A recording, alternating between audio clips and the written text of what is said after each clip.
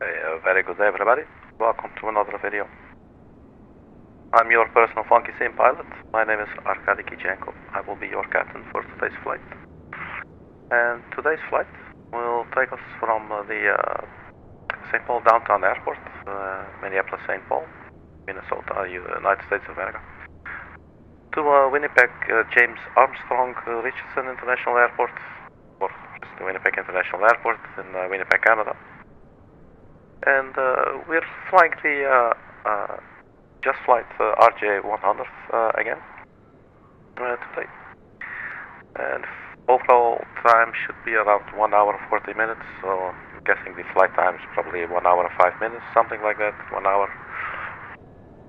We're using real world time, real world weather, and we loaded up the American Eagle Airlines livery, which is not necessarily very realistic, and once I spawned into this airport, I figured it's probably also not realistic to be taking off with the RJ100 from this St. Paul Downtown Airport. But the runway looks decent, so I'm guessing we could probably just do it anyway. And yeah, so as I said, real world time, real world weather, and let's just hop on in. We're using GSX as well today, and the Aerosoft Simple Traffic Tool. But, well, basically, as you can see here, there's only one other aircraft, and Eurowings. I sort of doubt that you will find a Eurowings aircraft actually in St. Paul, Minneapolis, St. Paul. But what do I know?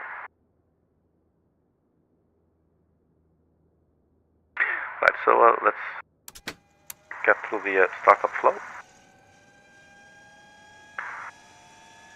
Nav lights go on, batteries are on, and up here you have the avionics masters and the autopilot masters and the all-damper masters. You turn all of those on. And we should connect the ground power that is now connecting.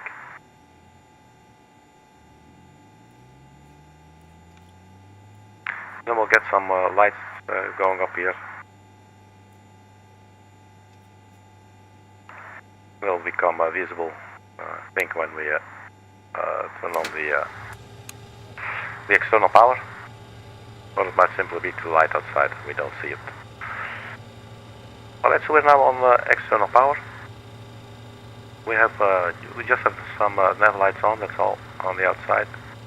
So let's start GSX as well. Get some of the passengers going, so request boarding. Boarding requested. Go, immediately greeted with a little piece of music. Oh, what are they saying? Handle operator, oops. It's choosing Spirit for us.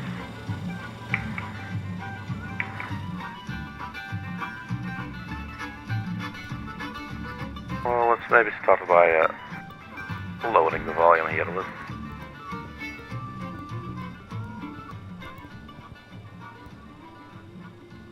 It's really far in the background.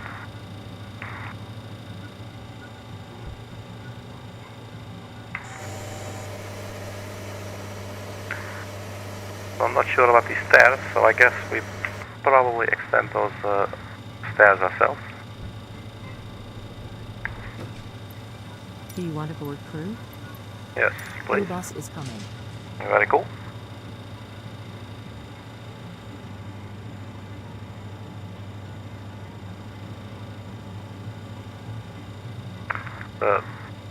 Turn on the EVIS displays on both sides. Whoops.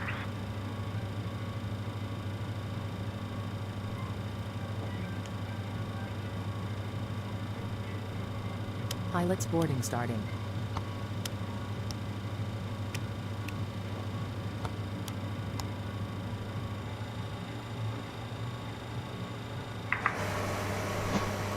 Alright, so that's the pilot.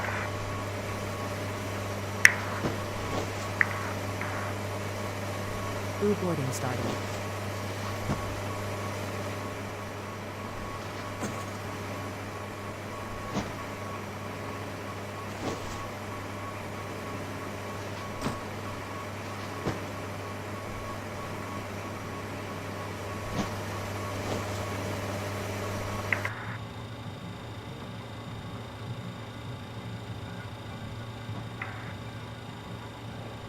Alright, so let's set up the FMC. And once we get to the flight line, we're going to have to look at the runway because the runway that was assigned, bus is coming. the runway that's assigned to us is runway 18. That does not have an ILS. The runway 13 does. So I want to look at the wind because I would prefer an ILS landing. See, we're barely accurate there with the RX cycles. So I'm guessing tomorrow is a new cycle coming.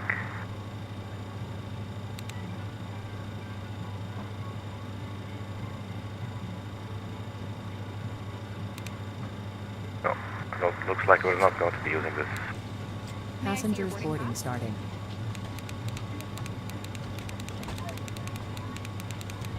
So we clear it out, so we can go straight to route. Okay, KSTP, that's our origin. And it's embarrassing, but I do have to check the ICAO code for Winnipeg. Hello. Oops. Charlie Yankee Whiskey Golf. Good morning.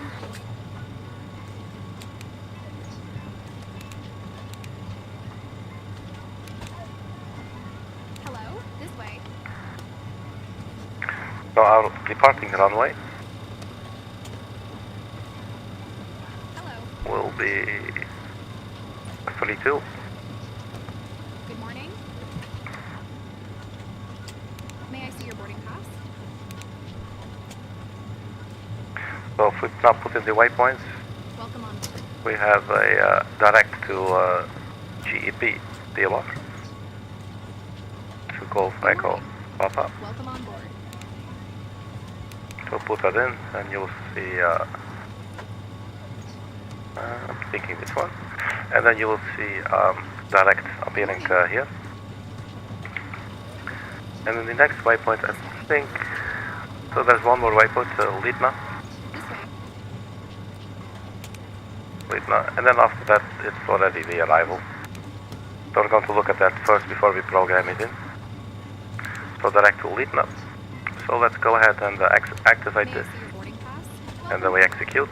Then once we go to the perform image page, we're not going to be doing that just yet. May I see your boarding pass? So departure arrival, we can basically skip for this one because we do not have a departure route. We only have a direct out of our runway 32, and that's already there. But you can have a look at it. Nonetheless, you click departure. Then you should, when you go to the next page, see ACT there for runway 32, so that's ours. Hello. So back to the index, and then for the arrival runway, here it says ILS 13, Zulu 13. Good morning. So let's have a look at the current weather. You can always change it around later as well. METAR, Winnipeg, it is 220 at 5 knots. I'm just going to sit here and think about this one a little bit. So 220, so yeah, 180 would make a lot more sense. This way. Hello. Good morning. So let's get the chart for Winnipeg. Hello. So the wind is coming from 220, around, well, around here-ish, something like that. So I'm thinking runway 13 would be a quite a significant crosswind. Not sure what was the severity of the wind. Oh, 5 knots, it's not too much. Hello. Hello. So let's start by setting everything up for runway 18, which has an RNAV approach. Let's put a pin in that one. Also put pin in this one, and we'll have a look at the differences later. We can close this for now, so we have the airport diagram when we need it for taxiing. So we'll set up for runway 18. We'll do a specify RNAV Zulu. Let's just go for the Zulu one. Cabin crew, arm doors and cross-check. Well, they can keep the music on for a little bit. We're not moving just yet. Alright, so I'll put Pepno 4 arrival, FD Pepno 3, and the next page I'm hoping to find the Pepno 4. But it's not there. Let's see, what are we missing, man?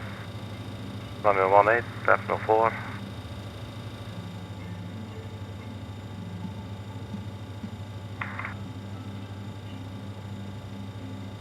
Pepno 4.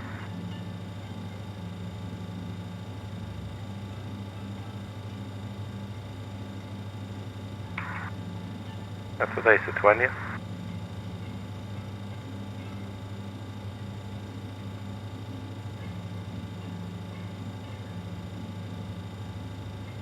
Arnev, so that's the Zulu, that's the Yankee, oh, so that's the difference. So if we would select runway Arnev Yankee for runway 18. Don't know what that is, Control B. That's not what I meant. Go back. So we now have the Arnev Zulu. Let's erase.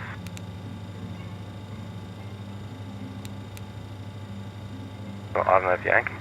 And does that maybe give us, does still not give us the Pepno 4? I don't know, maybe the database is out of date. I don't know. Pepno 3 probably wouldn't matter too much, but it would be nice. I mean, you know, if the aircraft's going to follow this, should be fine anyway. So what to do?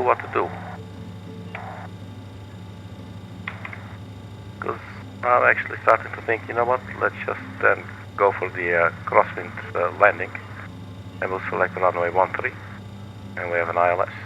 So let's just do that. Let's be a little bit adventurous here. So we raise. So ILS Zulu 13, and then we will choose the Pepno 3 here ourselves and execute.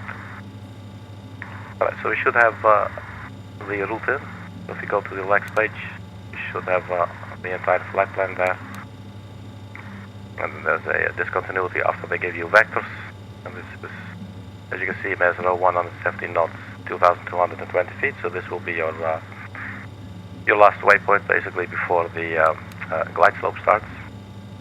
And there you go. Well, that's actually probably the point where the glide slope does actually start. So basically we'll have a look later, Durav to Mesro, how those two hook up. So we either vector ourselves, or we just glue these two waypoints together, or we insert another waypoint, or two, or whatever we like. But for now, we're just going to leave it as is. This is enough to get us going, and it gives us something to do when we're en cruise. So let's see the next page. So if we now go back to Winnipeg, this will get us to the performance init page. So let's look up some information here. Our fuel 4.6, so that could be rounded up to 4.7. And we have 1.5 for the final reserves. And we're cruising at 320, and our wind is 335 at 023, and the temperature minus 08.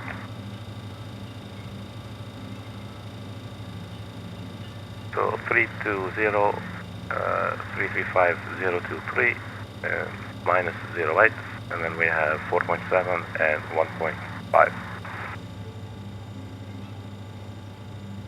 Let's see, we also need the zero fuel weight, so let's look at the aircraft page on the EFB.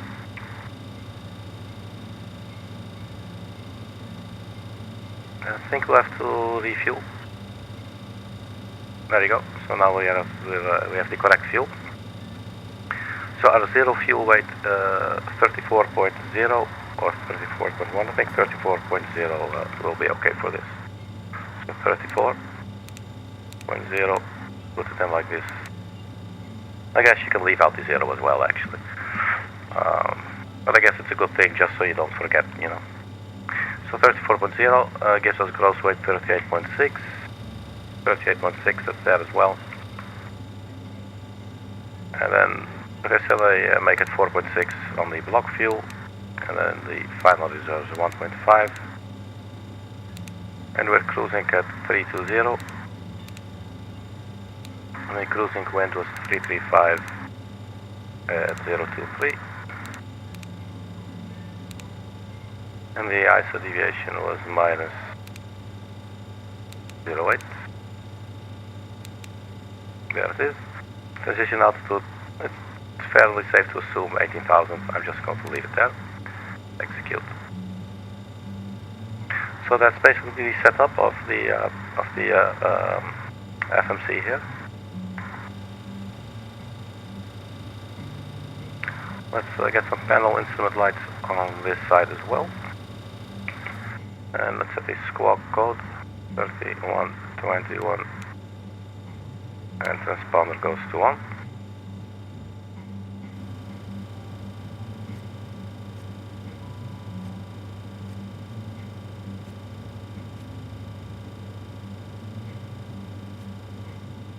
Alright, so that is that. And I think it is about time to start the aircraft. Let's get the navigational system going as well. Hopefully that does it. Alright. So for the takeoff, we'll leave it at max.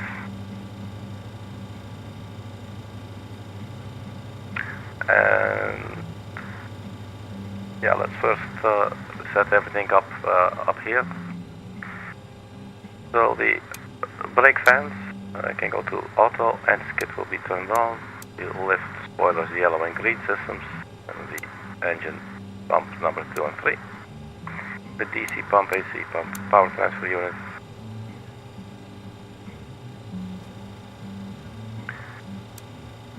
And we need the left inner tank for the APU, although you can start it without. Let's start the APU now.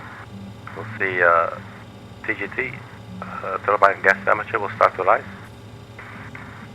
as does the RPM. And then the TGT will at some point reach its maximum, and then will settle down at around 400 degrees. And then we should be able to have, we'll see a little light here, take APU available, then we can use APU.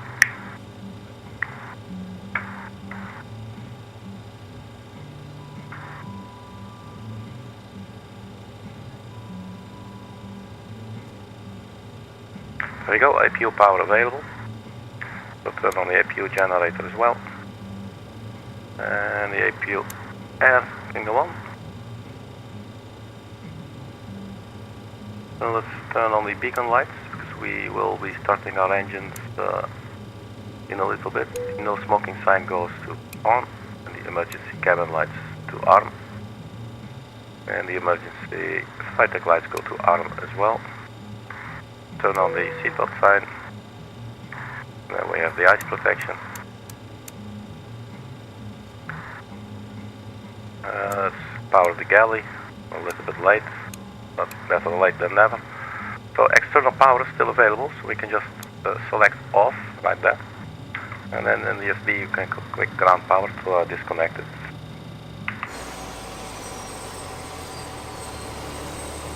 Not sure if anything actually gets displayed.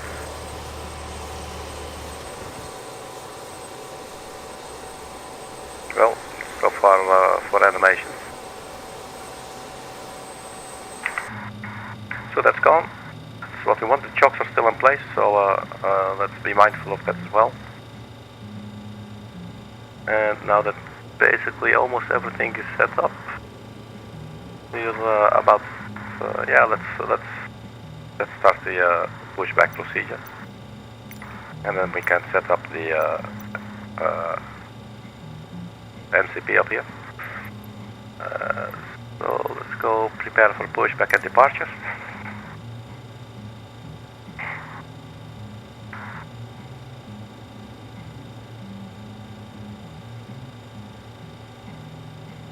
I'm just going to set this little clock to elapsed time. This one, so that I can trigger it myself, maybe as a sort of a reminder. Sometimes I tend to forget. I do like doing it. Hello, Captain. We are ready for pushback. Well, so are we. Let's go ahead, man. And let's get out of here. So let's turn on both nav radios, nav 1 and 2. We might have a VOR and that we could use it for when approaching. But it's going to be an RNAV approach, which is basically just waypoints anyway. Departure checks completed. Bypass pin inserted. The flight director zone on both sides. That looks a little bit scary, so let's look away quickly. So let's select flaps 18 for takeoff. If we select 24, will the temperature... no. Alright, so flaps 18. Locking gear. And this gives us the 2 speed of 136 knots, and that's correct.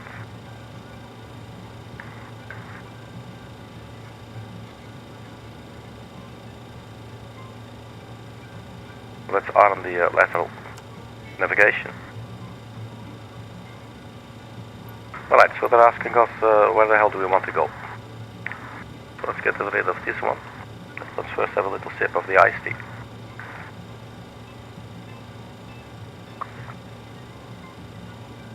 So runway 32 is right here. So we could probably push back nose to the right, get ourselves onto Echo, follow Echo all the way out, cross runway 27, and then change it to Golf. That is runway 31, and then we follow on. We cross runway 31 and we follow Hotel, and then there's runway 32. So that is what we'll be doing. So push back nose to the right.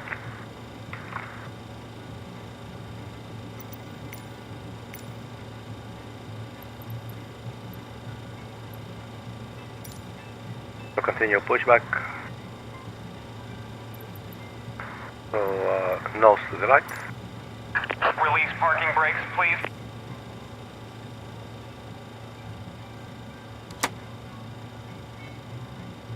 Parking brakes released. Release parking brakes, please. Well, what did we just set them?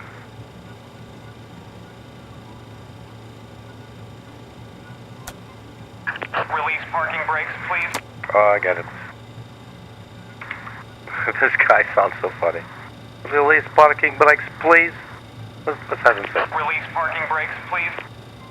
Okay, man. You're a job. All engines clear. Start at will. Okay, we will do that. Alright, we can start the engines. Engine start master to on. I don't think these actually are required. Let's experiment and turn them off. So engine number 4, and then we hit the engine start button.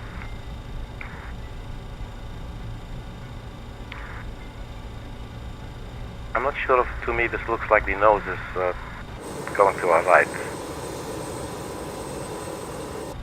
So something is terribly wrong. Can we stop? Let's set the parking brakes. Oh, it's not doing it. Or is it?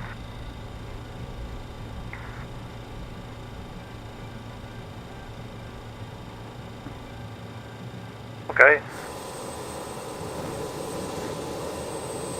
No, stop. Oh my god, man, this is ridiculous. Okay.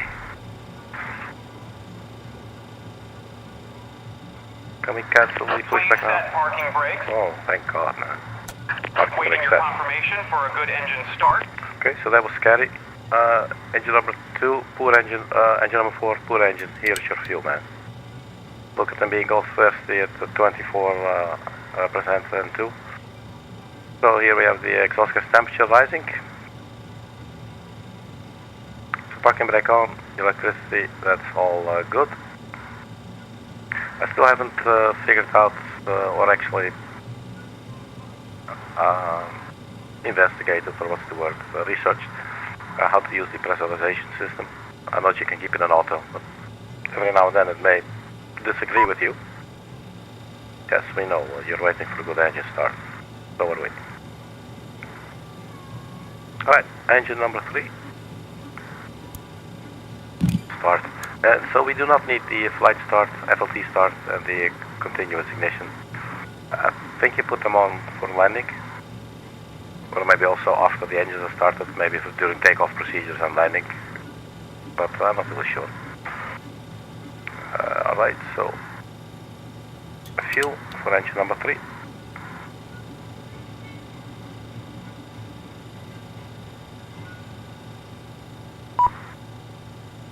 Let's zoom out to see our flight plan.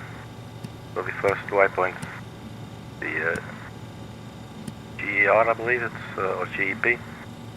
The VOR, let's go to flex page, GEP. It's in 80 nautical miles. So basically it will be a, well, from our current position it will be a right turn. It will sort of be a right turn if we're taking a runway 32. So engine number 3 has started as well. So we go engine number 2. Start.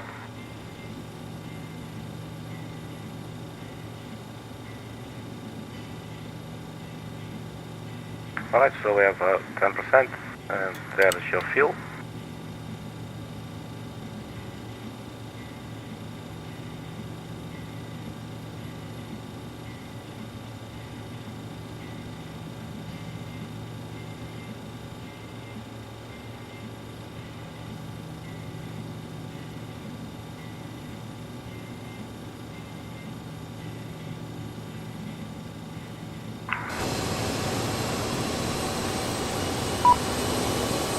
Hey, cool, the aircraft has aerials.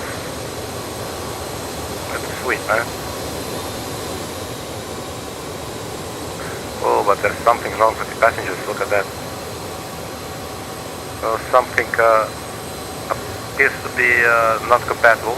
It could maybe actually be this livery, because I have not seen it before, and I'm actually using this livery for the first time.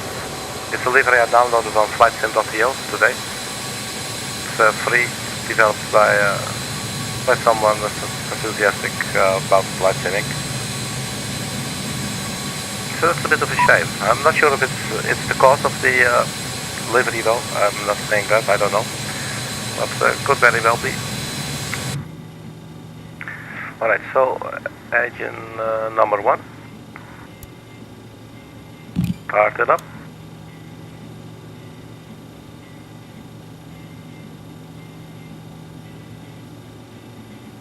And we introduce the fuel. I'm going to go slurpy for engine number 1 now. Engine number 1 is now quenching its thirst. Yeah, so we were checking, so the runway heading. Stand by please. So the runway heading for 32. It's going to be 326. So we can maybe put that in the box.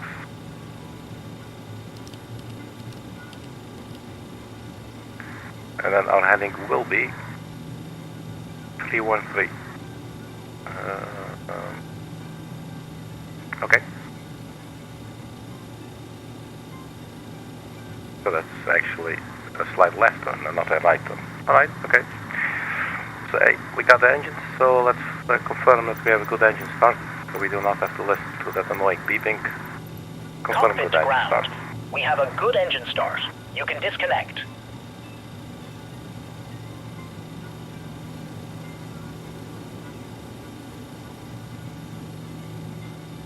So let's now zoom back in, so that when so let's go, are we going to do 10 miles?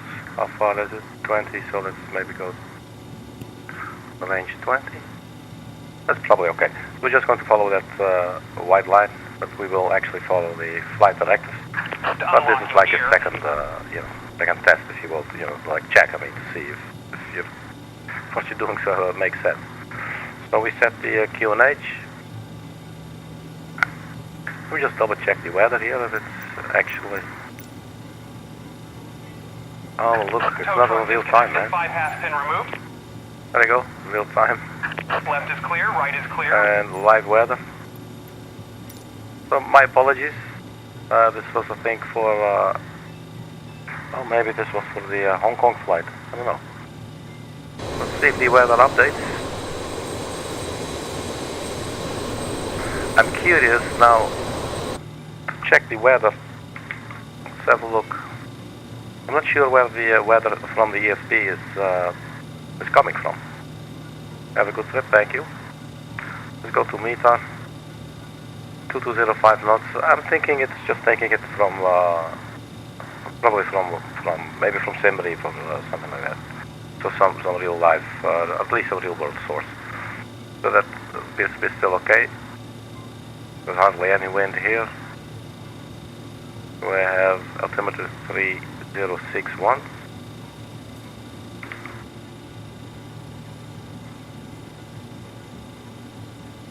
There you go, that's definitely a little bit different. Okay. So we have that out of the way. Okay, man, so we have 4 running engines now. So let's clean up the engine start procedure here and turn off the start master engine start master. I'm just going to turn these on.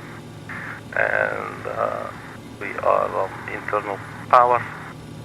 We can turn on the runway lights and the taxi lights. And then I'm thinking we're officially good to go. But you never know.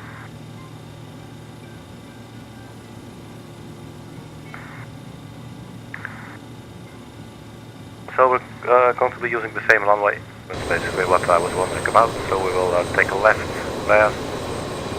So we'll get there. So parking brake released. And let's get going. Let's go visit Winnipeg in Canada. I've never been to Winnipeg, and as far as I remember, I don't think I've ever been to Winnipeg in the flight simulator as well. But who knows? Like, I currently have 1,000 flight hours in Microsoft Flight Simulator 2020. And I probably had something similar with FSX back in the day. So, who knows, man? Maybe actually I've ended up there by accident.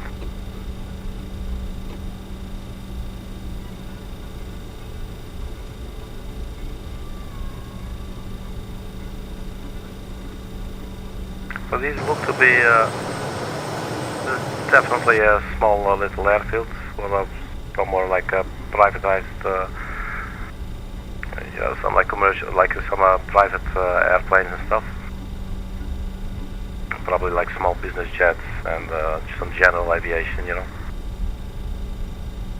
And then our little aircraft, we're not too big, you know, but we can manage quite well. It looks like there's snow. Or at least some residual snow stuff going on.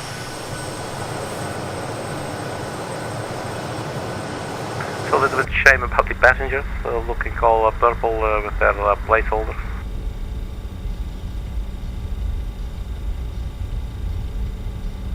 And maybe this is something, I don't know, but maybe this is something that I could have set up, maybe in the GSX settings menu. But I don't know. I know there's some stuff that you can set up there. So perhaps sometimes with some liveries it likes that.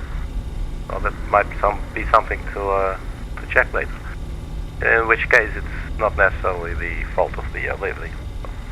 Right, so we've crossed the runway 27 and then we're going to cross the runway 31.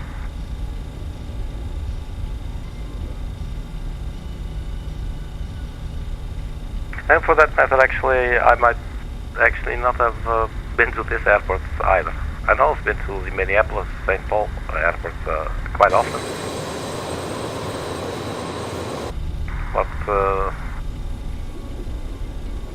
But this one, no, never. So crossing runway 31.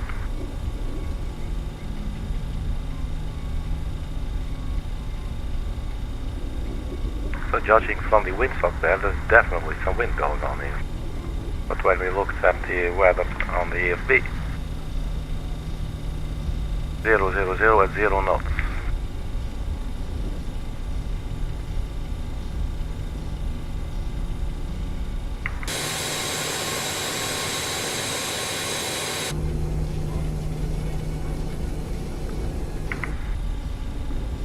That's not straight too far from the yellow line.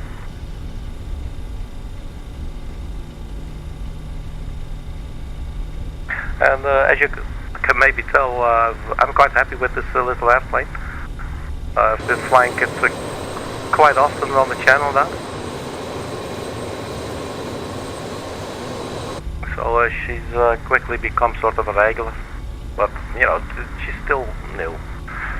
But, yeah, but I might also be flying the TFDI design MD-11. Because that's also, to me, it's a relatively new aircraft. And I haven't flown it too much, so I would definitely like to get to know that aircraft a little better as well. But right now we're basically pretty much diving into this one, which is a lot of fun. So the runway is coming up, so let's turn on the landing lights. Quickly check in front of us, see if we can make it. Have the strobe lights turned on as well. So runway 32.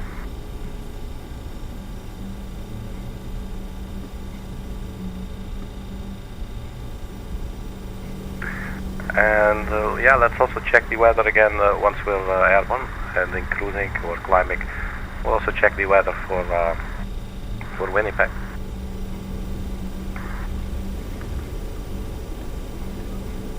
I have no clue what to expect in that sense. It's cold, didn't check, I just checked the wind conditions basically. Alright, so here we are. Can stop right here.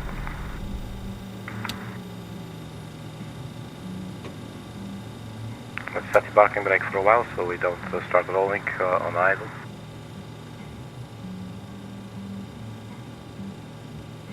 Okay, so let's turn off the ambient music there.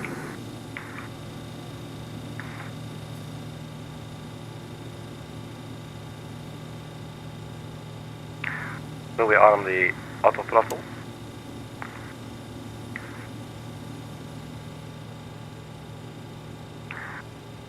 And I'm forgetting, but it was up here. Yeah, the packs. And they're actually already off. I never turned those on. So that's good. Right, so we have the strobe light on. Everything else fine. Entry wing lights we don't need. Beacon strobe on there. I think we're good, man. So let's check the configuration. Yeah, we didn't set the flaps. As soon as I pressed it, I was thinking, oh, I did not set the flaps, so that should actually be it then. But let's maybe wait until the flaps have traveled.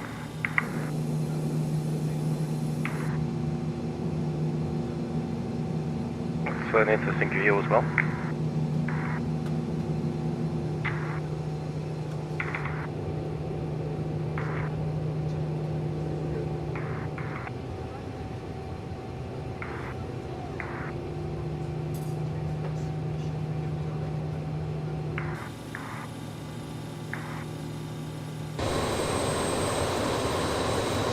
Right, so here we are. Let's check the configuration now.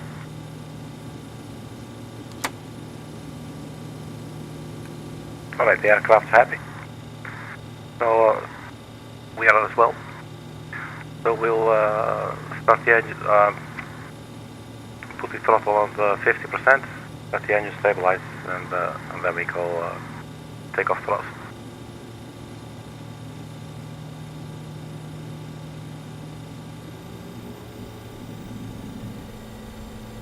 You know what?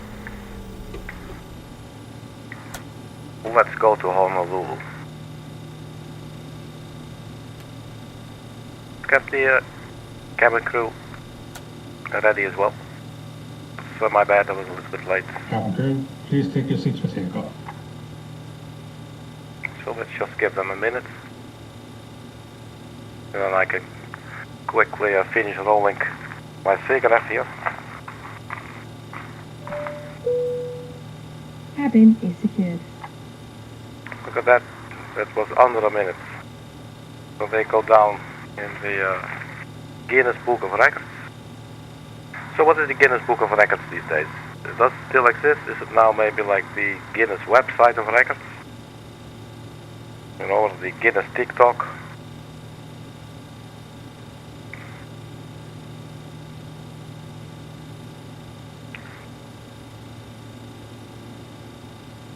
Alright. Park brakes release. And 1 to 50%. Check thrust. And then we set the takeoff thrust, which will be like 91.2. Airspeed alive. But as you can see, there's definitely appears to be some wind. Thrust set. 80 knots.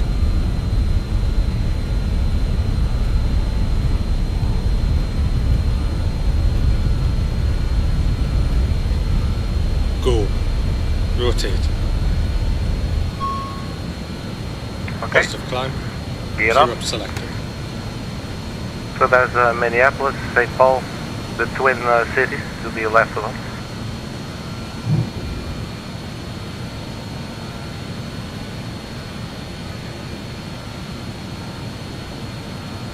I sort of was forgetting to hand fly there for a little bit. Because I was too busy looking out the window. Let's engage the autopilot and we can have a look out the window. It sounds nice. So let's put it on climb thrust and select speed 250.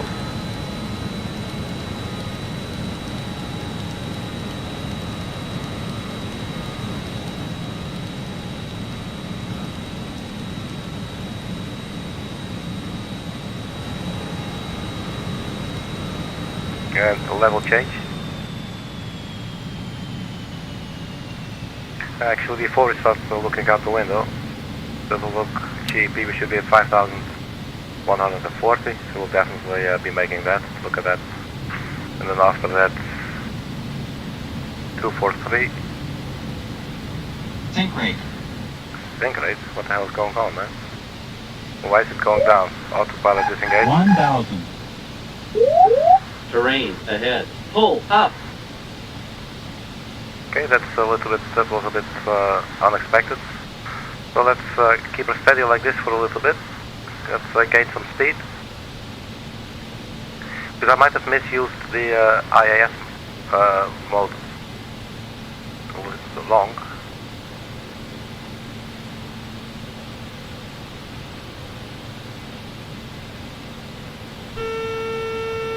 I think I see what's going on here. Hang on 1 second.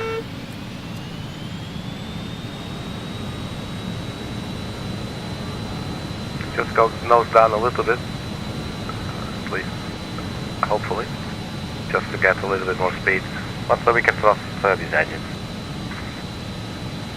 So my apologies, it was a bit of a messy takeoff there. A little bit distracted, looking out the window, thinking, oh, everything's going to be fine. Okay, so I think that was St. Paul, and then there's Minneapolis, the hometown of Prince. The American artist, a great musician. Alright, so let's re-engage the autopilot. So AP is on, vertical speed, let's see, vertical speed is on, and that's in the nose down position. Let's use vertical speed for a bit. Speed checked. Flaps 0. Alright, so the flaps are retracted.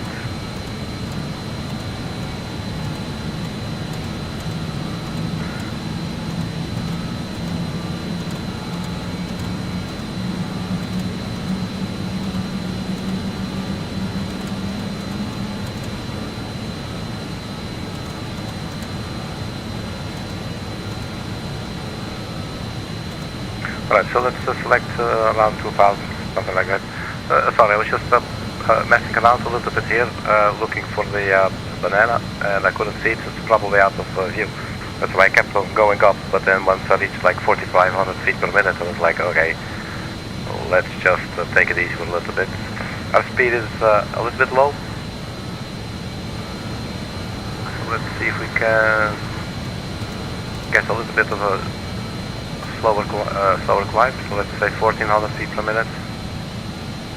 And speed starts coming up again.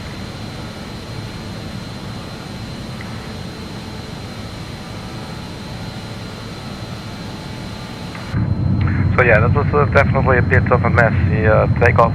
Nothing too drastic, but during takeoff you preferably will never be in a nose down position, you know.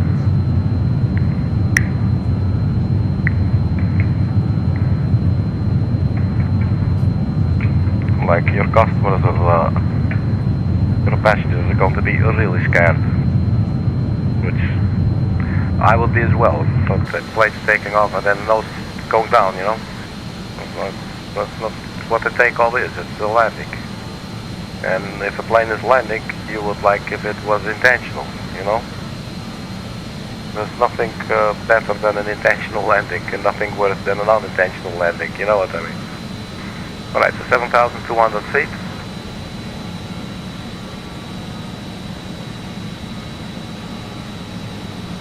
Speed is reaching target altitude of 250. I'm thinking we could maybe then go level change.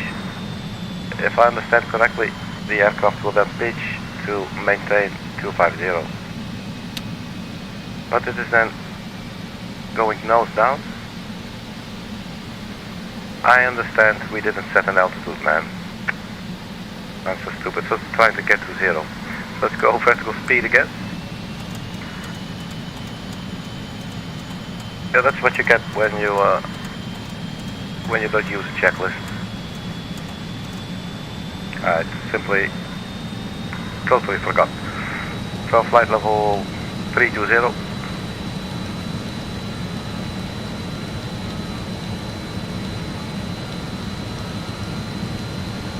But that does explain a lot.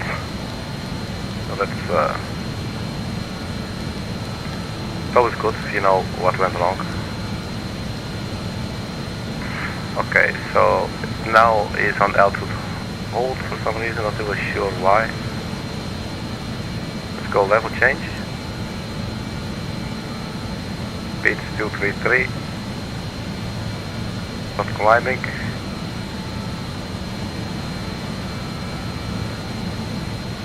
We're on AP, lateral navigation, IAS, auto process, climb, norm. Speed is almost 250 knots. We're almost at 10,000 feet.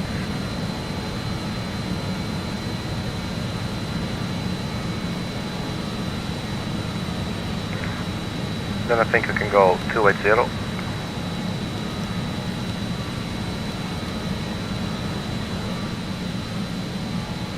So even though we are at IAS mode, or level change basically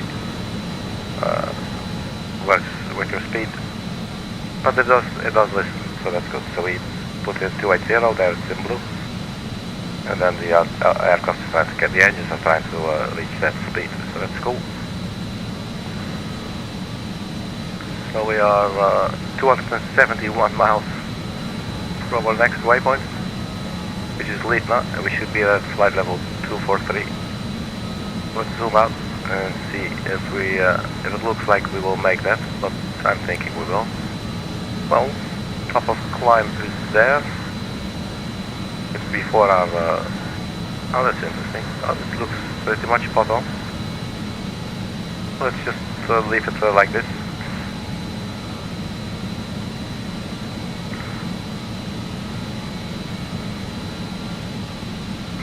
Okay, so we have passed 10,000 feet, so let's release the passengers. The landing lights can be turned off as well. And so can the runway turn-off lights. Let's see if we can turn on the packs.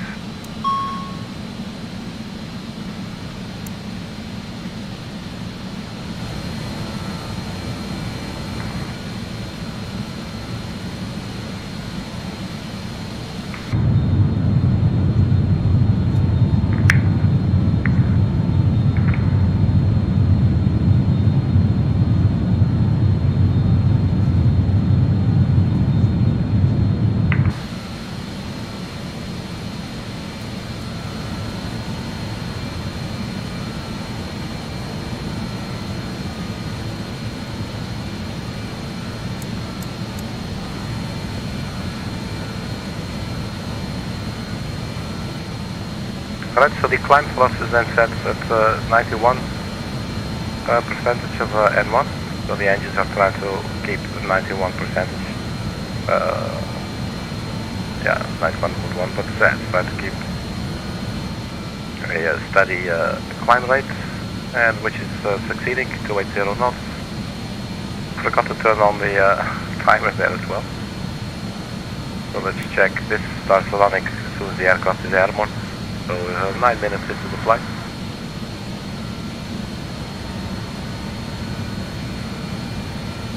And now it actually looks like we might actually reach the top of climb a little earlier than expected. But looking at the angle and the speed, it's all okay. So we're not going to mess with it at all. We're going steady like this, and that's no noise.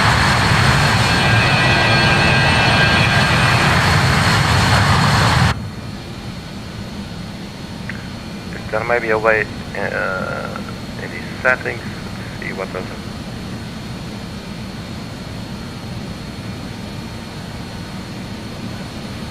No, I don't think so.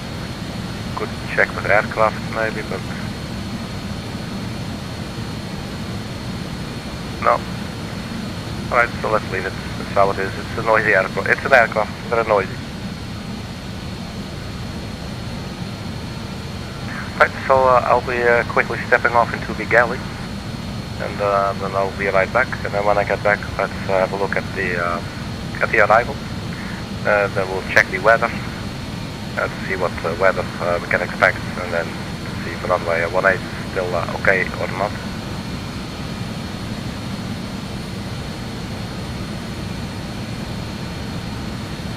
.205 knots doesn't appear to have changed at all. And what's the temperature actually? Minus 17 degrees centigrade.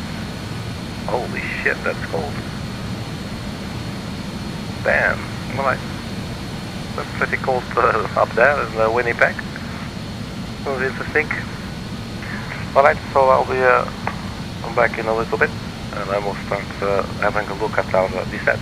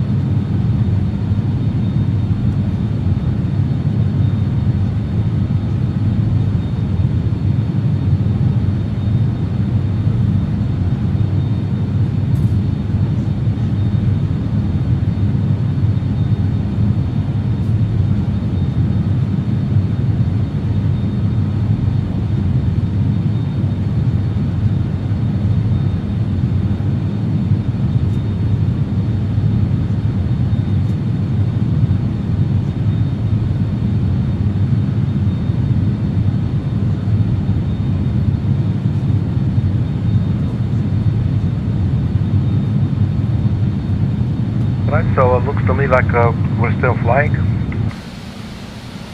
Let's have a overview here at the flight deck. 280.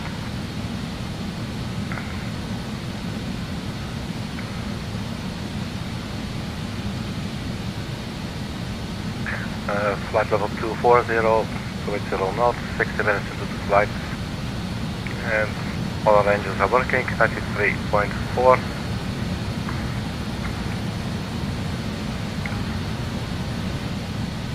AP status navigation and climb north.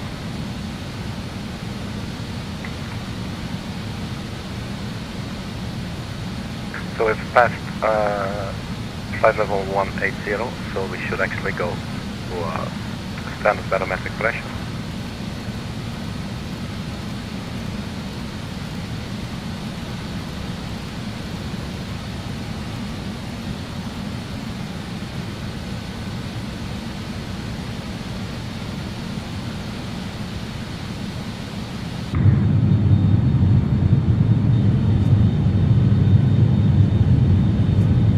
Some nice big lake there to the right of us.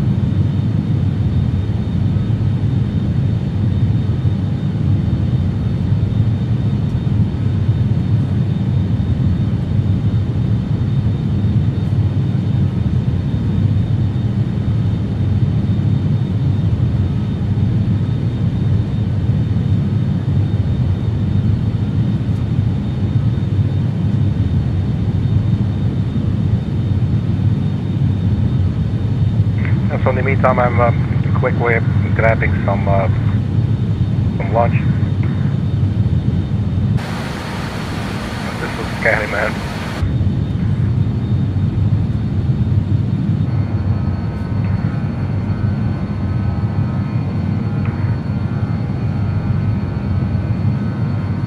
So I'm just playing around with a little bit of camera views while we're climbing.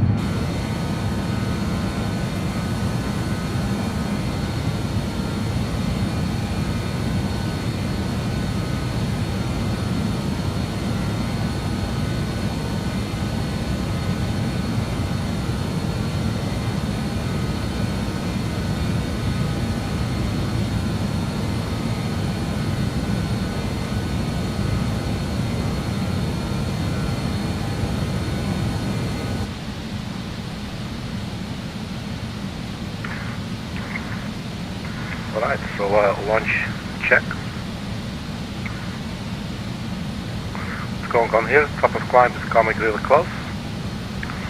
So that works out really nicely.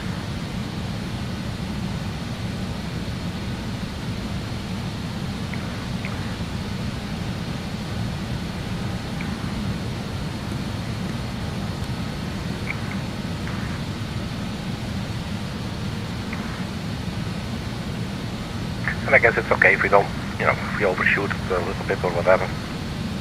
It's just interesting to me because when you're flying, for instance, the Airbus or the Boeing, there's usually the T/C, I think. I think that's based on, I'm not really sure actually what I want to say.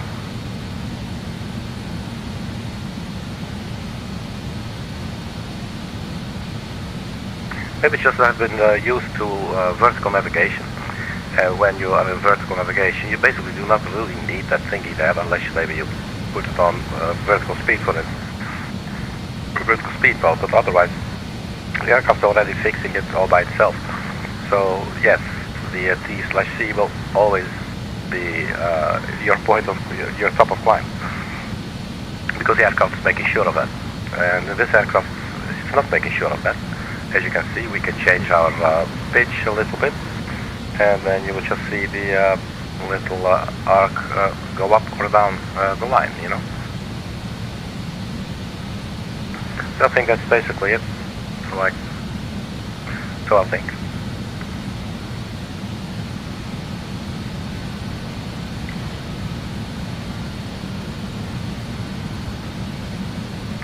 So as I said, let's have a look at the approach, and then we have set it up now for runway 18. Runway 18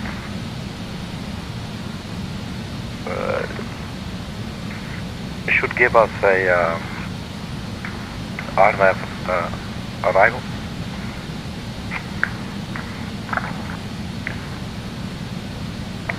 And the runway does not have ILS approach. So I'm not sure how to reload this weather. I cannot see if it updates on its own, yes or no. I do see that you can reload, I guess, the flight line. Let's just do that.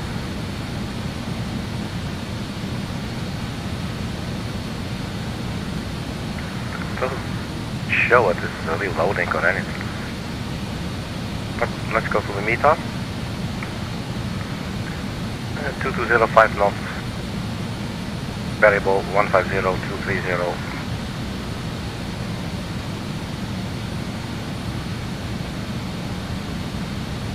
So temperature minus 17. This is really cold there, man.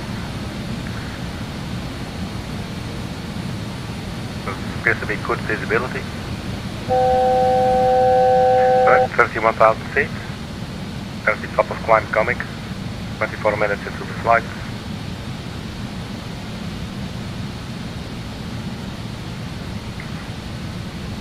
And the ground below us appears to be looking a little bit white there for sure.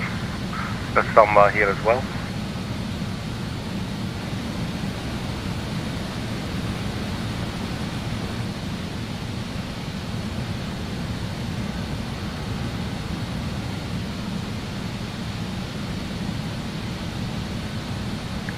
So we're almost at the cruising altitude. So when we reach the cruising altitude, let's then set the engine management system to MCT.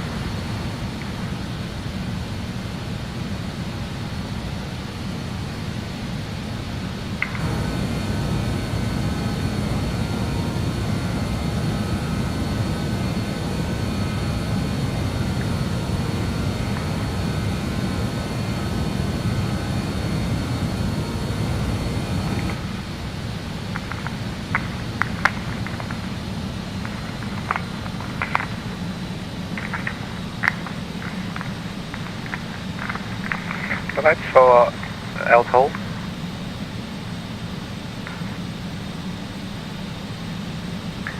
And the button here, out hold, is on as well. Let's see what happens if we select MCT, max continuous thrust, 96.7.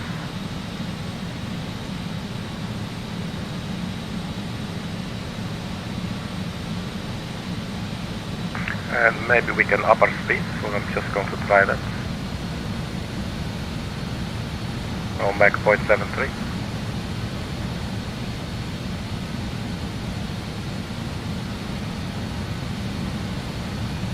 So navigation-wise, LITNA is up next in 161 nautical miles, and then basically things start happening a little bit faster. So 30 miles, 15, 6, 6. So basically this is the one leg that we want to flank. Let's zoom out a little bit. You see everything starts happening at once there. So at the top of descent, LITNA, Petno, and then all that stuff is all down there. All of it.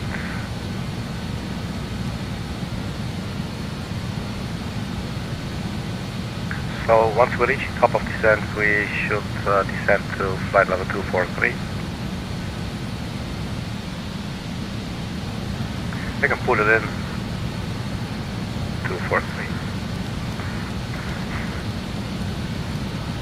And that's not going to change anything just yet, since the aircraft is in altitude hold.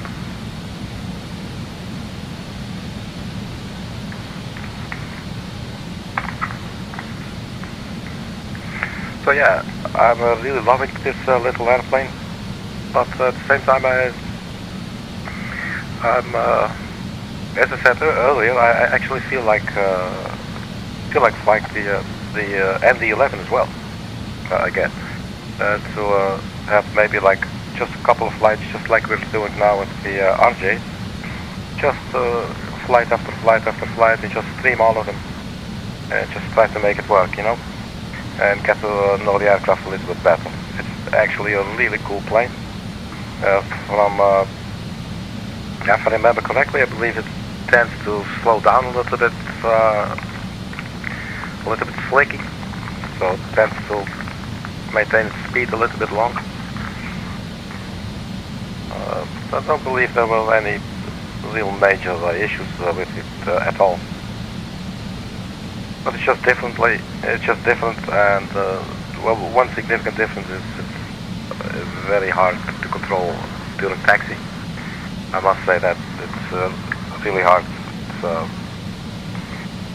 Yeah, it feels weird. It feels like it's lagging. It's not, you know, let's think, but maybe it's just simulated really well, you know. And obviously in the aircraft you always have a tiller. I'm not sure if actually all of them do it. This one has one as well. Yeah, I think it's this one. If you turn this, I think this is the tiller for this aircraft, and this will basically make the aircraft turn during taxi.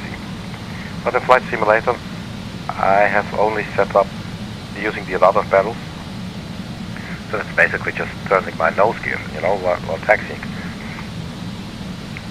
So I'm not really sure if that makes that much of a difference.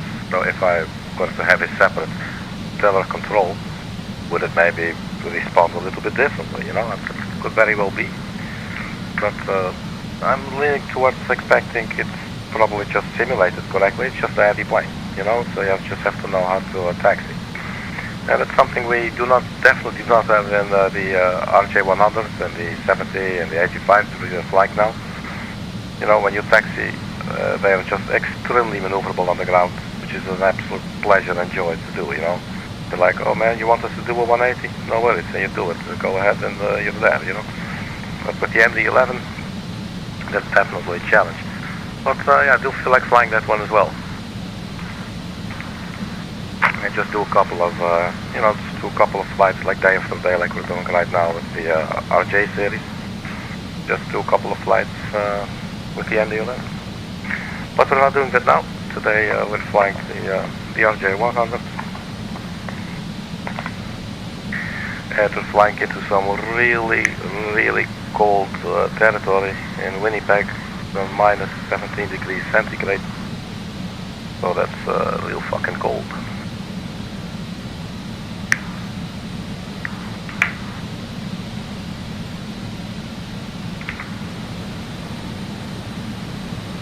Very heavy weather, minus 17. Excuse me. So what are we going to do? Are we going to be landing, are we going to do the RNAV, or will we do the crosswind landing at, let's have the airport info here. So basically we were given runway 18, which is the longest runway, but we do not require a very long runway with this aircraft. But this does not have ILS. This does, but the wind will be coming from 220, so we'll definitely be having a crosswind. Let's do that, it sounds like fun. So runway 13, it is. So let's pull up the chart for that. So runway 13 ILS. Let's put that in. And then we do have to program it into the FMC, because it's now thinking we're going to be landing at runway 18. So we go to the arrival. Oh, we actually already chose 13. I totally forgot. Okay, cool. So nothing changed. So Peplo 3 arrival, the ILS Zulu 13. So then all we have to do now, we have to look at the chart.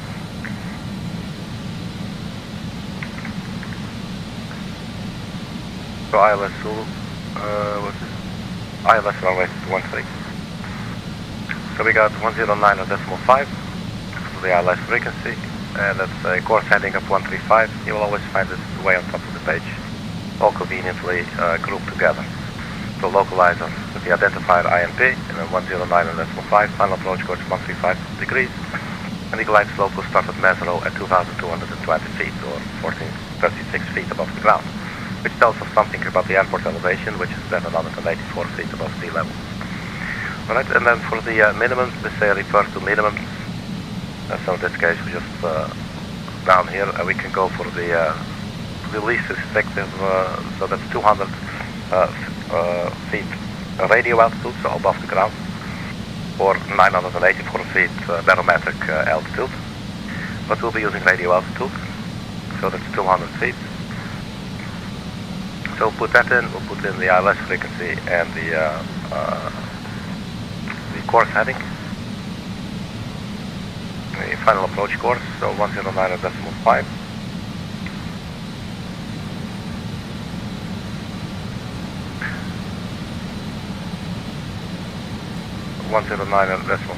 and that's active. And we do the same here, 109.5.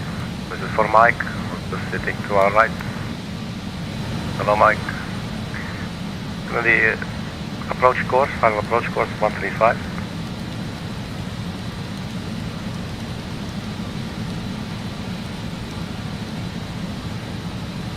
It's going to be interesting, crosswind landing, but it's not a very strong wind, so it should probably be working out perfectly fine.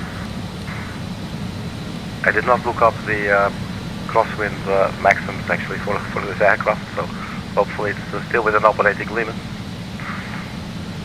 Okay, so we have set that up, and then for the decision altitude, the decision height, it will become visible in the right corner there.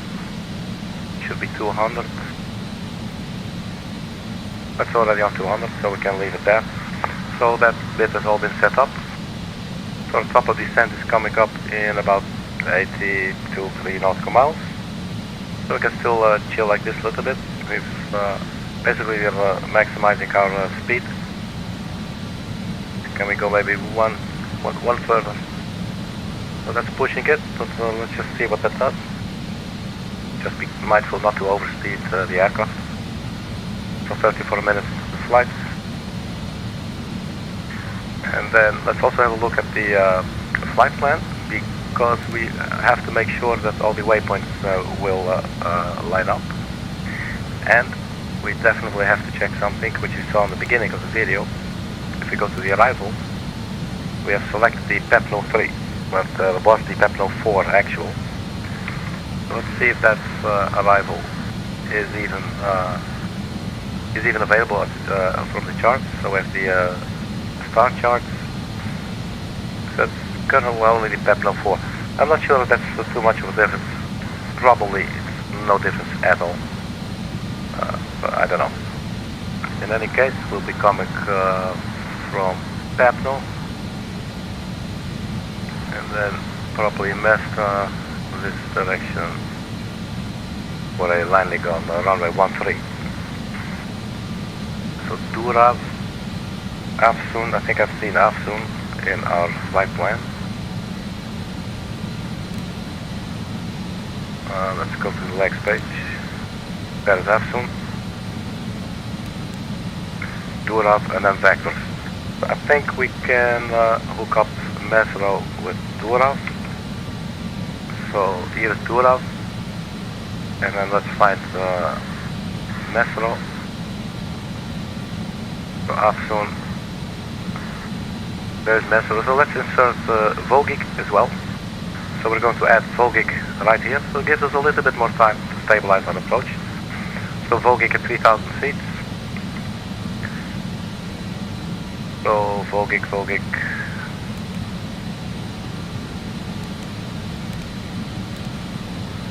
Oh, missing a letter there.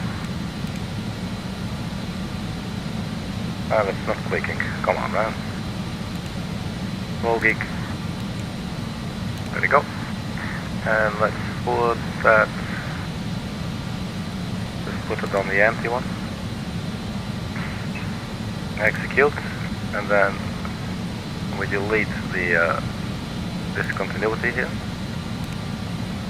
Oh, that's the wrong one. Where's delete? Delete discontinuity. Am I seeing this wrong?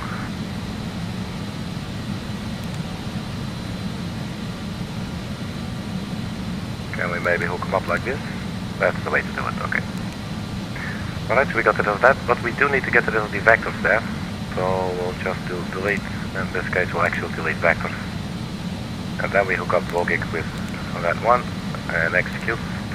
Right, that should be it. So after Durav, we go to Vogic and then Mesro. And I think at Vogic we should be at 3,000 feet. So we could maybe put in /3000. Let's quickly double check on the charts. So yeah, 3,000 and Afsun as well. So I'm not really sure about these altitudes here, but let's start by putting in Vogic 3,000. So that is it. But then I would think Durav and Afsun as well. So that is Afsun, and then here's the approach on the arrival chart. That's Durav. Yeah, so let's all make them 3,000. So /3000. The / because we are not changing the speed. Currently we're not. So just 3,000. That's at Durav, and we go back. Let's go execute, and we go back one page for the Afsun, and we put that on 3,000 as well. Not to forget the slash there. /3000 and Afsun. And this could definitely change some of the calculations around. Top of descent does not appear to be too impressed, so that's good. So we'll just keep on going as we are now. So LITNA, flight level 243. We have 243 in the box, but it's just chilling there waiting because the aircraft is now an altitude hold, because we're now cruising altitude. But we will start descending in a little bit. And then we'll go step descent to 243, 12970, 7560. Let's quickly have a look at the rest of the chart. So Gabru is 5200. And that's right there. So that works out, that's good. So Mesta I'm not too concerned about. And Afsun, you know, that's just a step descent, so I guess that's all okay. Afsun 3000 actually. Afsun and Durav. Yeah, alright, so we'll keep it like that. Right, so I don't think we have to worry about that anymore. The waypoints will match up perfectly. So we'll leave it at that. Now in the left page we check our final approach speed. Will be 118 knots plus 5 for wind correction. So that is 123, so 123 knots of airspeed. Or we just put it in the box, 123.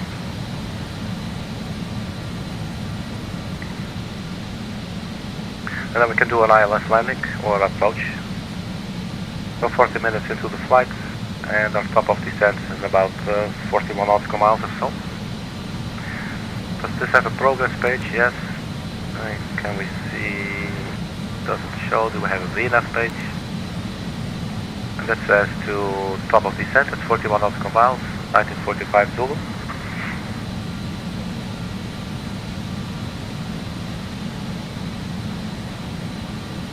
And do we have the next page? So this is cruise. Then we have the descent page. So target speed will be 280. Speed is 240 below 10,000, actually 250. So here again you just use the slash if you do not want to change the second value there. Oh, it doesn't like this. That's new. 250. Really doesn't want to change it like that? Alright, that's weird. Not sure why that is. But it's not too much of a deal. We'll just leave it like that.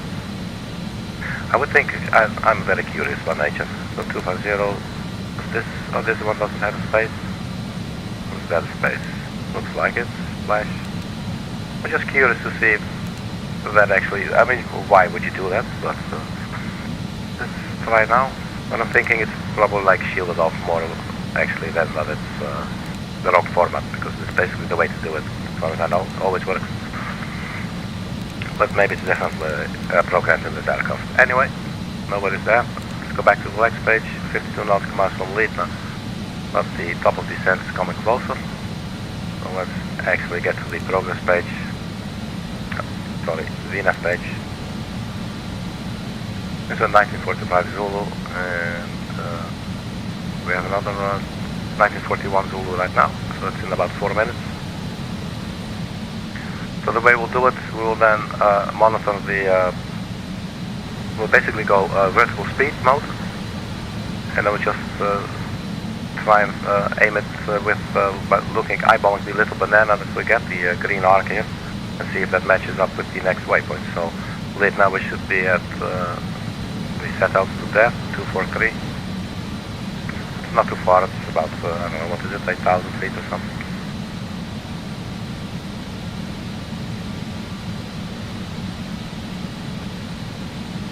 Let's zoom in as well a little bit. Let's go to 40 miles. So there's our top of descent. And about 23, 22-ish. Like that. Cool. So I'm not sure about the updates, the weather updates still. This was issued the 20th and then 1700 Zulu hours. So it's like hours ago.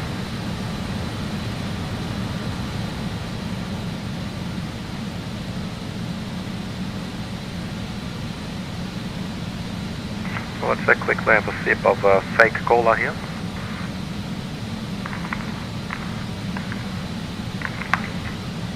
So they were having the cheapo brand with off the job, and it's quite good. So anything else we need to do for setting up for landing? I don't think so at this moment. We will turn on the fasten seatbelt sign at some point, and below 10,000 feet we'll turn on the landing lights. We do need to take notice of the transition altitude, so let's just have a look at the charts just to be sure. But I'm expecting flight level 180. I believe it's the same for the United States and for Canada. There you go, transition level, flight level 180.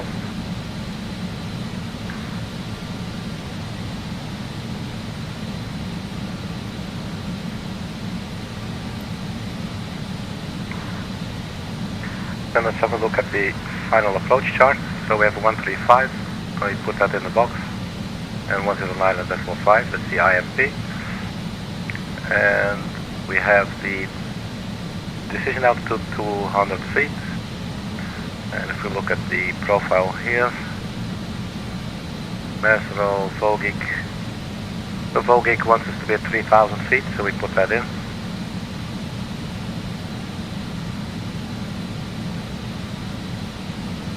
Glide slope starts at 7.7 nautical miles, but it's from Yankee Whiskey India, which is probably a local VOR.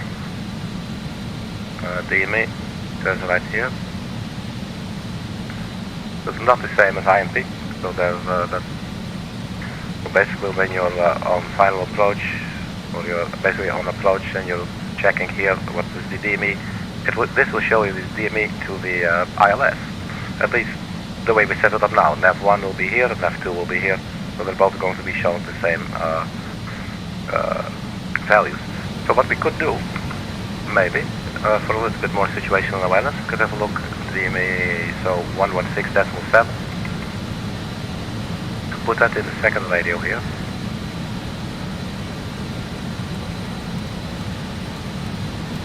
So 116.7.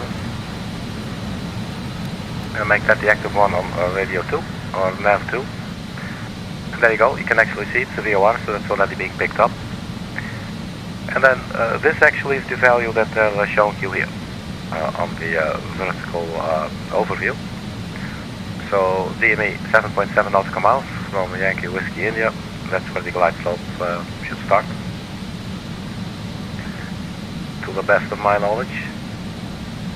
So that's an interesting thing to look out for. And 9.9 is at Bogic. It's not all too important, but it can help, you know, navigating. And I think by just sitting here chatting, we totally forgot to descend. So let's do that right now. So vertical speed, and let's go for, stay on this one for a second, let's see.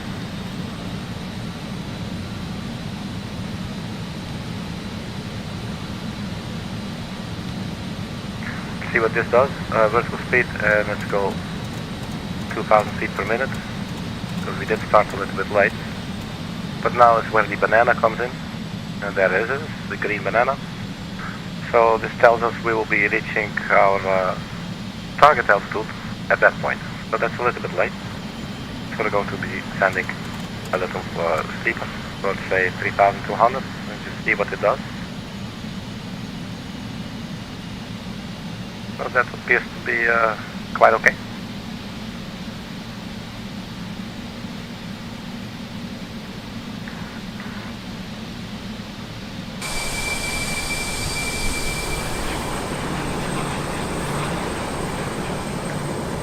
So I do like the little aerials on top. Let's see if we can get them in view here. So there's aerials here, that's really cute. So this is basically like a huge bass guitar, you know? You just stand on top of it, you pull those strings, and you start making it funky. You know what I mean? Alright, so let's get back to the flight deck and keep on monitoring what we're doing. So this looks pretty stable still, so let's just keep on going. Let's not mess with it.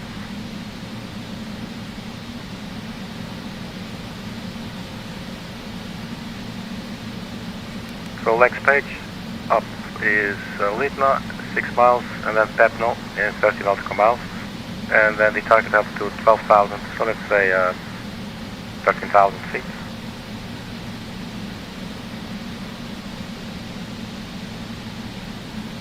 And let's see if we can get the Pepno. Oh, that's actually just coming into view right there. That might help with determining the correct vertical speed setting. But this is, I don't know, it seems a little bit steep to me. But maybe it's fine. Oh, then we are turning to Pepno. Let's keep descending. The aircraft does not go into alt hold mode, but keeps on descending. Let's go 13,000 feet. So we have 13,000 feet in the box, and then we look for the little banana, and you can see that we will be arriving before we reach Pepno, so we could decrease our rate of descent a little bit, so we're not descending as aggressively.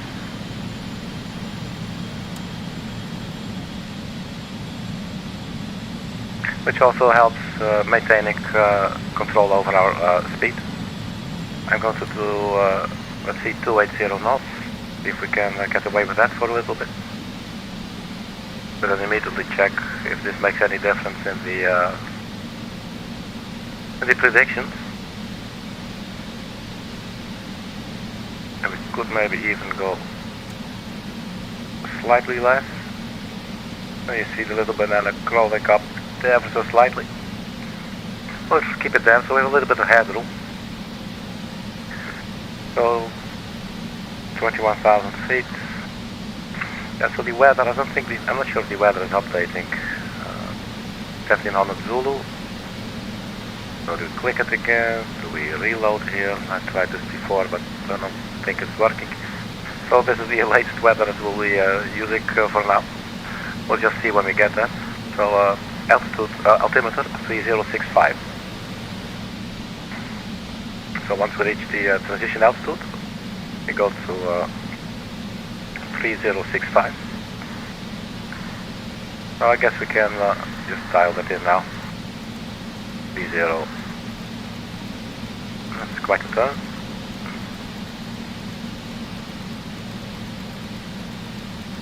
.3065, so this now puts us at, well, 20,100 feet.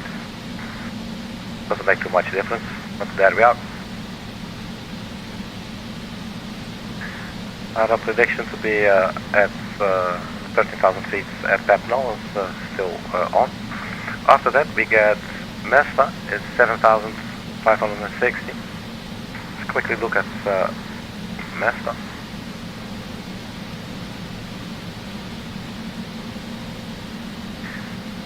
Doesn't really say anything,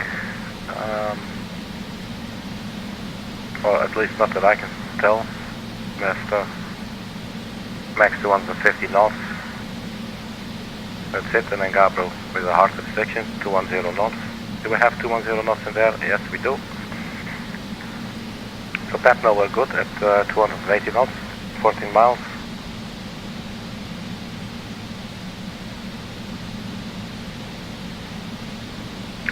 Right, so passlink 18,000. So let's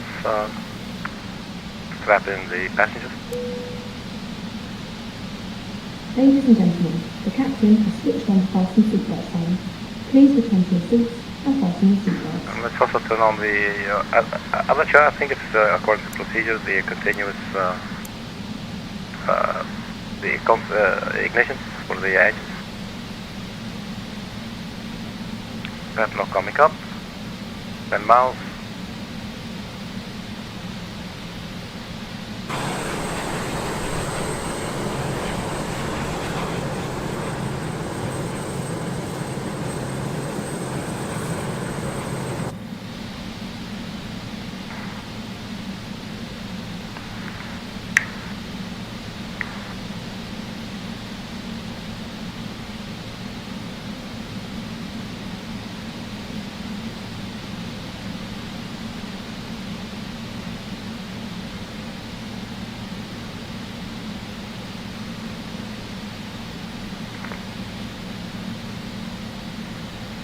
Alright, so we're going to do the same, since we're basically arriving at the same time. Let's keep the aircraft on descending, so it will not go to altitude hold. So up next was 7,000 something.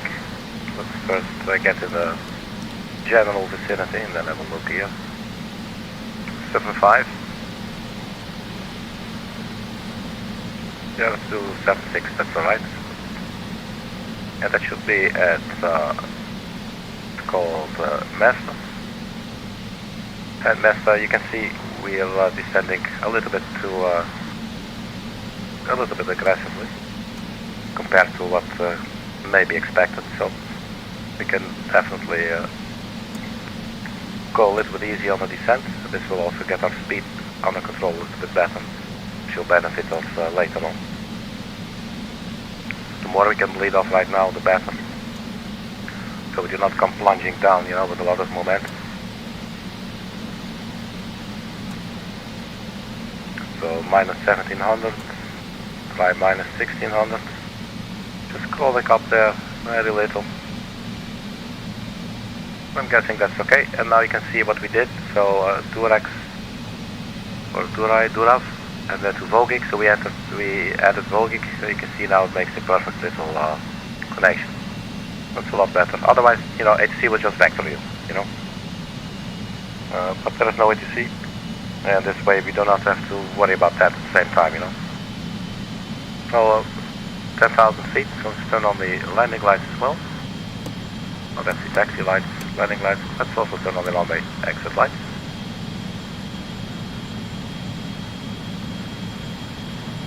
The final approach speed will be 123 knots. Let's go speed 250. I'm actually going to set 235 because we're still descending and basically we're below 10,000 feet, so we should not overshoot 250 knots, which we actually are. So let's extend the speed brakes, the air brakes there for a bit.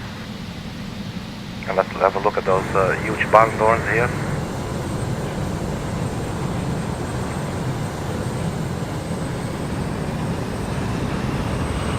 They can definitely slow you down for sure. Look at that, 230. So let's retract them now.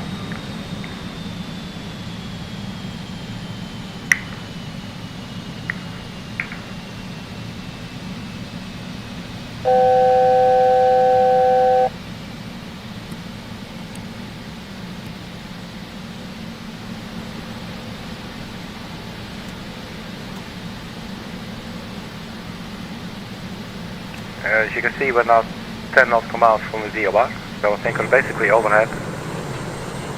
So the airport should be very close. Might be that, I'm not really sure. It's looking all white. But let's not worry about that. We will line up anyway.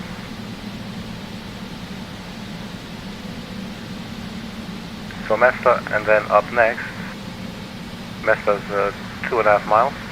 Gabriel, 5,200. And the plane is now in altitude hold mode. So that's what I'm saying. Let's try to avoid that because it all takes extra time. 5,200. Well, you can do it, little dial. 5,200. Speed 210.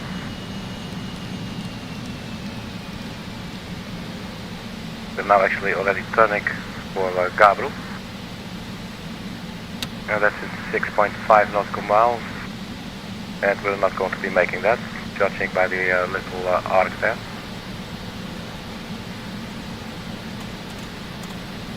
That's for the beat, because now we have to set this again, you know, and it's all, you know, losing time with that. But fortunately, you do not need a lot of changing, it's already under control.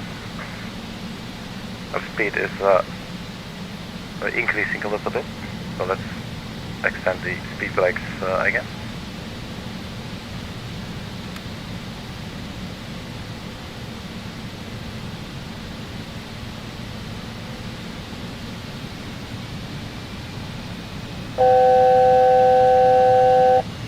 That's 210 knots.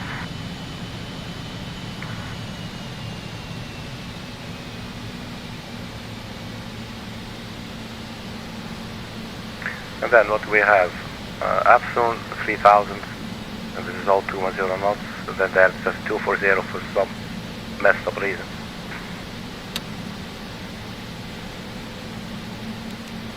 So 170 slash, and Vovik, this one, and execute.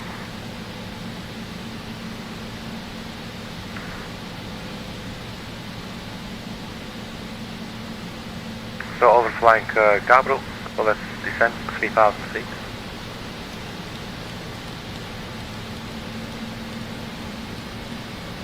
Vertical speed, let's go 1,000 feet per minute, start with. And this is all okay, because a couple of waypoints, the next couple of waypoints, they're all 3,000.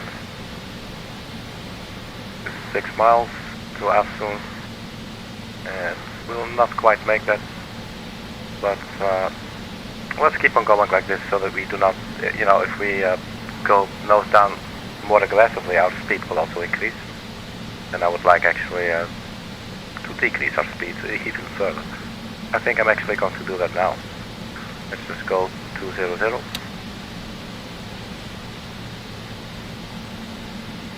But for now we just need to wait until we're at 3,000 feet. The speed will either, you can see the speed still increasing a little bit. Because obviously we're on nose down situation, so.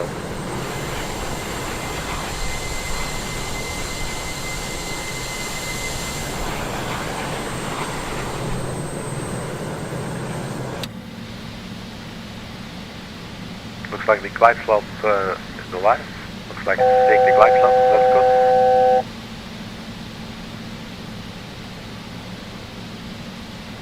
So what can we expect now? 1.5 miles, and then Durav, 3,000 feet, Vogig, 3,000 feet, speed 170. And it says here runway 140 knots, which should actually be 123.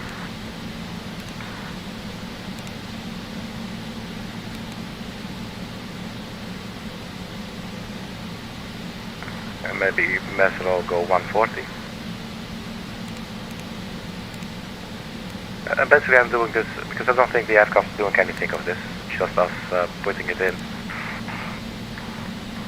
This does not have vertical navigation, so we're basically doing that ourselves, but at least we have some guidelines there. So 3,000 feet, altitude hold, and now you can see our speed is decreasing immediately. And it should not go below 200. We are okay at 210. And are now on our way to Vogig. No, Durav. Or are we at Durav? The legs. We're on our way to Vogig, so 170.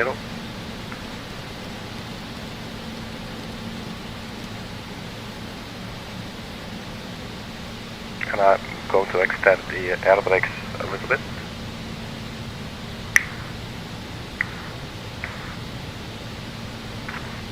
Speed checked. Flaps 18.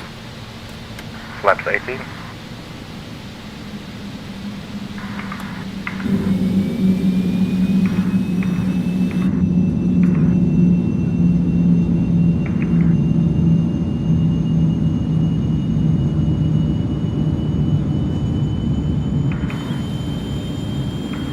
Speed checked. Gear down. Well, we're not going to go gear down just yet.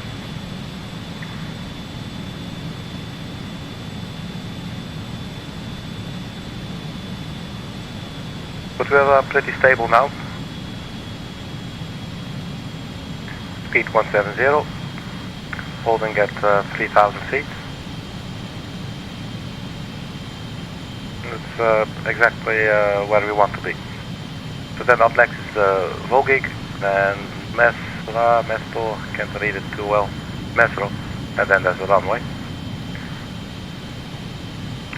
We're not picking up the localizer. I'm a little bit surprised, I must say. So maybe we chose an ILS runway and the ILS not working in Flight Simulator, I don't know. 109.5. Let's quickly double check the numbers, but I think we've done that 2 times already. 109.5. That's definitely 109.5 in my book. And the nav1 radio is on. We could maybe, I'm not sure if this makes a difference if we fly a dual. But no, it's not picking up anything. Maybe we're not in range, maybe after, but usually you should actually see something. It does see something here, which looks like a localizer to me. But it's just not giving any kind of DME. Let's go speed 140, and then I'm going to click the approach button, just to arm the approach, see what that does. It does localizer capture. Oh, it does. Localizer captured. Look at that, there you go. Localizer captured, and the glide slope is in white because it's still armed. But we are below the glide slope, you can see that little pink thingy right there. So speed's decreasing, that's good. See if we have a visual maybe. I think that's our runway. So the aircraft, I think it wants us to extend the gear. Alive. We do not have a DME on the runway, so in that sense actually I would like at least to have the DME for the VOR. We have some sort of idea how far we are.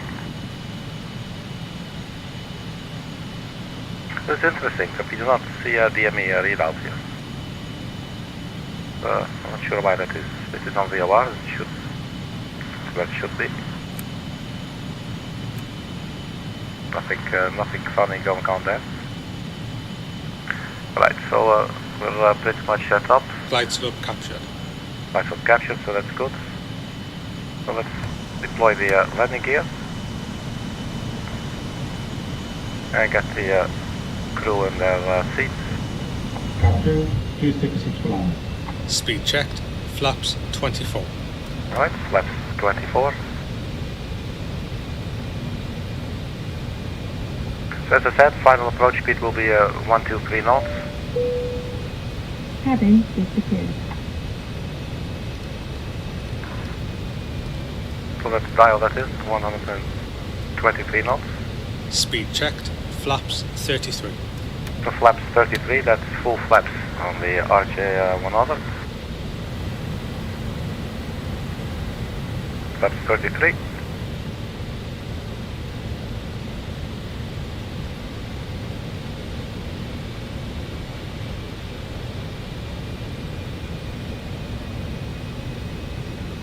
So it's interesting, we're actually flying the ILS, but there is no DME on the local island.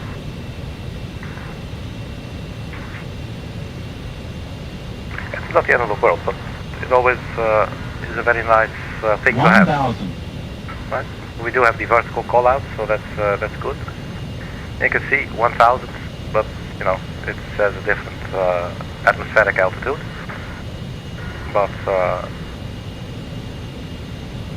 But we do have the radio altitude down here, 840, 830. This is our actual altitude above the ground. So we will disengage the autopilot, disengage the auto thrust, and then have our finger on the air brake button. Because during the final moments, I do not have time to quickly look at the keyboard and you know. Right, so let's disengage autopilot. Autopilot off. Auto thrust off. 500.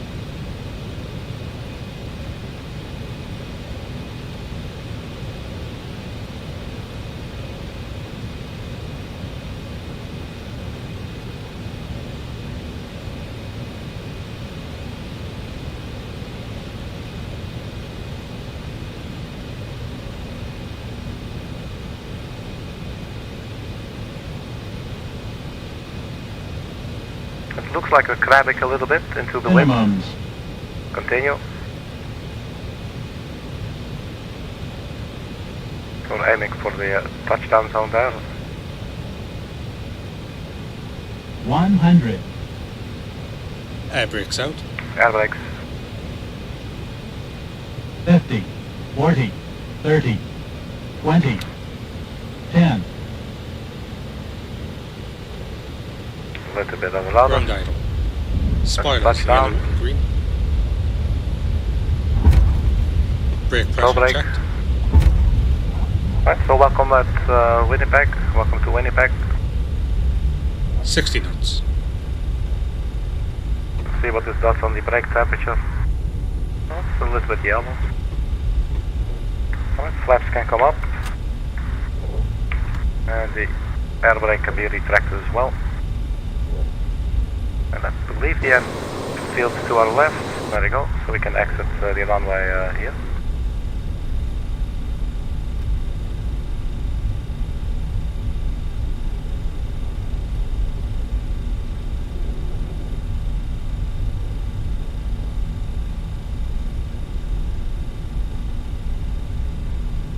So runway vacated. Let's turn off the landing lights. Turn on the taxi lights.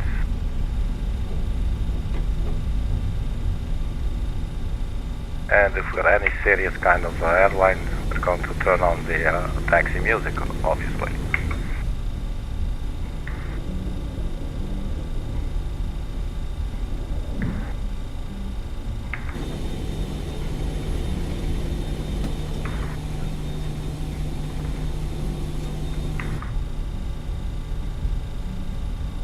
So not really sure actually where to settle down.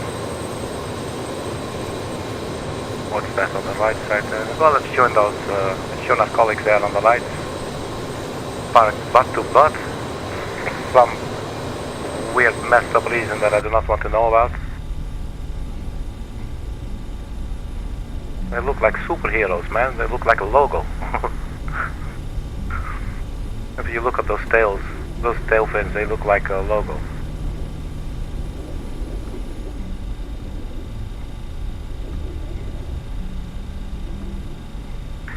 So there's a Delta and a Air Canada. Not sure if we have a yellow line to the left, so let's just go rogue. We'll just take a turn to the left here and just settle down somewhere here.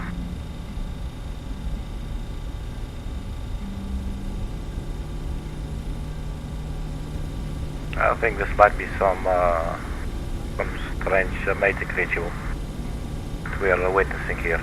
You guys, you thought this is Winnipeg, it is minus 17 degrees centigrade. Who the hell is ever going to come here and witness what we're doing? Well, I must say, you were quite wrong. We are here, the entire world can see it, going on YouTube, and everybody will be able to see it for years and years and years to come. Maybe until the next, like, big character event, and well, then, you know, everything gets wiped. But until that day, man, Delta and Air Canada making babies. I mean, it is love, you know. There's nothing beautiful, more beautiful than love. Anyway, so here we are. Let's see what we're going to do is shut down the engines. Cabin crew, doors to manual and cross-check.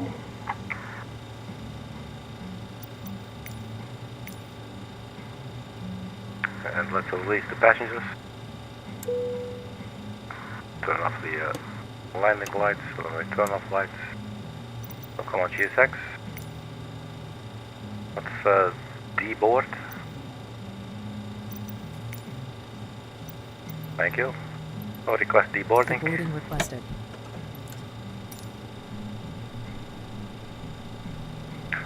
So maybe we set the chocks ourselves. I'm not really sure how this is going to work. Yeah, and we can also get the ground power here. Passage door is open, but I think we will need to extend the stairs ourselves. So let's go ahead and do that. So as we saw earlier, the passengers, they all have these purple textures. So it might have something to do with GSX and this new livery. I downloaded this livery today.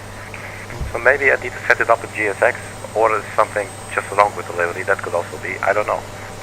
But obviously I do want to check, because maybe I did, you know, maybe for some liveries you need to go into GSX and add the livery or something, and that it will be compatible. I don't know about that. That's a bit of a turn off, but you know, it is like that. So they look a little bit funny.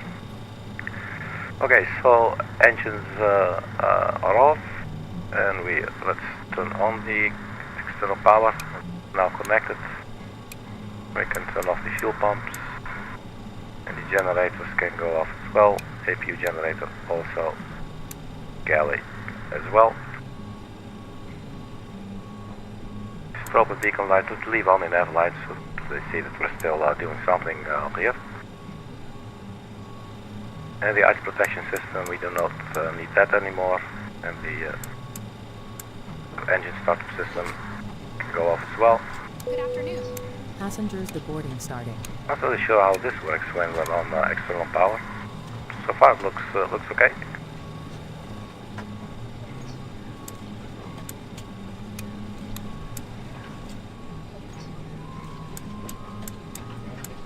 Let's leave the brake fans on for a little bit, because it could be, what are they saying here? The boarding passengers now, request catering, no. Okay, cool, I'm good. The brake temperature is definitely gone up a little bit. So the brake fans on an auto, these noisy things you can hear here. You know, sometimes when you get on an aircraft like this, when you just walk onto the air stairs, you will hear the aircraft whirring real loud, and it's not always the APU, it's sometimes actually the wheels, because these brakes get really hot, especially when, you know, this aircraft does not have an auto brake system. So you just basically, you know, use the lift spoilers on top, and then you add toe brake.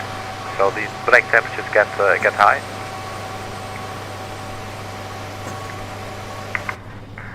And so yeah, that system is now basically on auto. I haven't looked up what that does exactly, but you know, I think we can all sort of understand what it does. Either you put it on auto, and yeah, if you turn it off, it will take a lot longer for the brakes to cool down.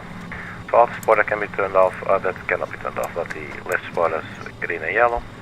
The anti-skid can be turned off as well. I think we're basically done. We have the flight directors that we do not need. And we have the navigation stuff that's all turned off now anyway.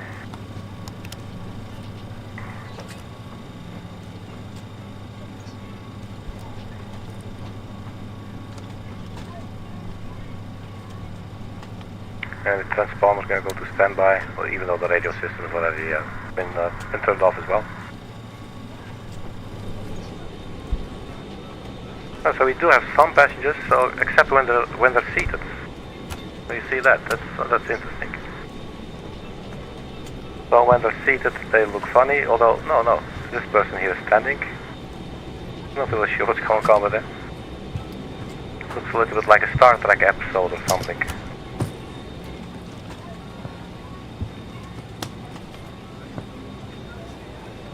Can we get out as well? No, we cannot. Well, thank you for flying, everybody. Good day, sir. Puke well? Oh, he looks a little bit drunk. Maybe just has low blood sugar. I don't know. Maybe both.